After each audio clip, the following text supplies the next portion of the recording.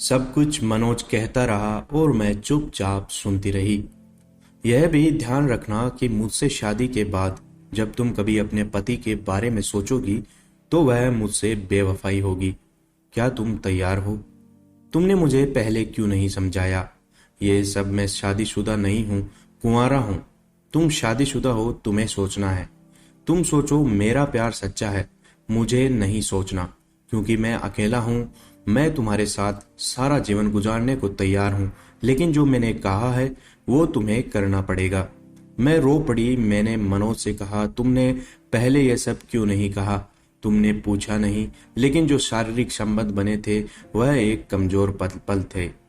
वह समय था जब तुम कमजोर पड़ गई थी, मैं कमजोर पड़ गया था। वह पल अब गुजर चुका है। उस कमजोर पल में हम प्यार कर बैठे, इसमें न तुम्हारी गलती है और न मेरे दिल पर किसी का जोर चला। लेकिन अब बात शादी की है। मनोज की बातों में कहीं न कहीं सच्चाई थी। वह मुझसे प्यार करता था या मेरे जिस्म से, जो भी हो वह सच बोल रहा था। अब एक और सबसे बड़ा कदम या सबसे बड़ी बेवकूफ़ी की मैं अपने पति से तलाक लेकर मनोज से शादी कर लूं। क्या करूं मैं? मेरे कुछ भी समझ में नहीं आ रहा था। मैंने मनोज से पूछा, मेरी जगह अगर तुम होते तो क्या करते? मनोज हंसकर बोल रहा था, ये तो दिल की बातें हैं, तुम्हारी तुम जानो। यदि तुम्हारी जगह मैं होता तो शायद मैं तुम्हारे प्यार में ही न पड़ता।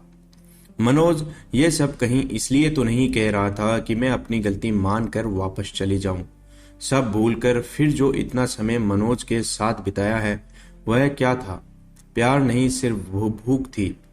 कहीं ऐसा तो नहीं कि मनोज का दिल भर गया हो मुझसे? यदि ऐसी बात थी तो जब मैंने कहा था कि मैं शादीशुदा हूं तो फिर क्यों कहा था कि किस किताब में लिखा है कि शादीशुदा प्यार नहीं कर सकते?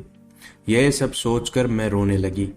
मैंने तो अपने हाथों अपना सब कुछ बर्बाद कर लिया, तुम्हें सौंप दिया, और अब तुम मुझे दिल की दुनिया से दूर हकीकत पर लाकर छोड़ रहे हो। तुम चाहो तो अब भी मैं शादी करने को तैयार हूं। क्या तुम मेरे साथ मेरी वफादार बनकर रहोगी? सब कुछ छोड़कर, सब कुछ भूलकर? मनोज ने फिर वही बात पूरी। इधर से रवि मेरे पति वापस आ गए। मैं अजीब से चक्रव्यूह में फंस गई थी। मैं क्या करूं और क्या न करूं? रवि के आते ही घर के काम की जिम्मेदारी, एक पत्नी बनकर रहना।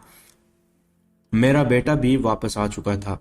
मुझे माँ और पत्नी दोनों का फर्ज निभाना था। मैं निभा भी रही थी, और ये निभाना किसी पर कोई एहसान नहीं था। ये तो वो काम है जो हर एक औरत के शादी के बाद से साथ हो जाते हैं। लेकिन रवि के ऑफिस और बेटे के स्कूल जाते ही मनोज आ जाता था, या फिर मैं उससे मिलने चली जाती थी। मैं मजबूर होकर मैंने मनोज से कहा, मैं तुम्हें भूल नहीं पा रही हूँ, तो छोड़ दो सब कुछ। मैं ऐसा भी नहीं कर सकती थी। मैं शर्मिंदा थी, मैं गुनहगार थी। मैं चुप रही, मैं सुनती रही, रोती रही।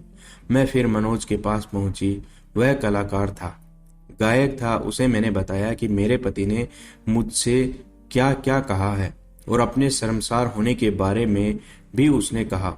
यदि तुम्हें शर्मिंदगी है तो तुम अब तक गुनाह कर रही थी। तुम्हारा पति भोला है, यदि गुस्से वाला होता तो तुम नहीं आती, तुम्हारे मरने की खबर आती। अब मेरा उत्तर सुनो, मैं तुमसे शादी नहीं कर सकता। मैं एक ऐसी औरत से शादी करने की सोच भी नहीं सकता जो मुश्किल जीवन जिए। तुम मेरे लायक नहीं हो। आज के बाद मुझसे मिलने की कोशिश मत करना। आज के बाद आई तो बेवफा कहलाओगी। दोनों तरफ से यह सब भूलने ही में ही हमारी भलाई है। मैं चली आई। उसके बाद कभी नहीं मिली मनोज से। मीना ने ही एक बार बताया कि वह शहर छोड़कर चला गया है। हाँ, अपनी बेवफाई पर अक्सर मैं शर्मिंदगी महसूस करती थी, खासकर तब जब कोई वफा का किस्सा निकले और मैं उस किस्से पर गर्व करने लगूं, तो पति की नजरों में कुछ हलचल सी दिखने लगती है, मानो कह रहे हों तुम और वफा। पति अच्छे थे, पढ़े लिखे थे, और परिवार के प्रति पूरी तरह जान देने वाले थे। कभी भी गलत बोलना, ये सब नहीं कहा। लेकिन अब शायद उनकी नज़रों में मेरे लिए वह सम्मान प्यार न रहा हो। लेकिन उन्होंने कभी एहसास नहीं दिलाया, न ही कभी अपनी जिम्मेदारियों से दूर भागे। मैं सचमुच आज भी जब उन कमज़ोर पलों को सोचती हूँ तो अपने आप को कोसती हूँ। काश उस वक्त जब मैं कमज़ोर पड़ गई थी, कमजोर न पड़ती तो आज पूरे गर्व से तनकर जीती। लेकिन क्या करूं, हर गुनाह सजा लेकर आता है। मैं यह सजा काट रही थी।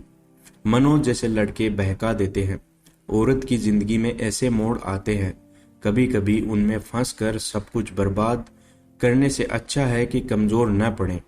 और जो भी सुख ढूंढना हो अपने घर परिवार पति बच्चों में ही ढूंढे। यही सच्चाई है और यही सही भी है। दोस्तों, आपको यह कहानी का सेकंड पार्ट कैसा लगा कमेंट करके ज़रूर बताइएगा।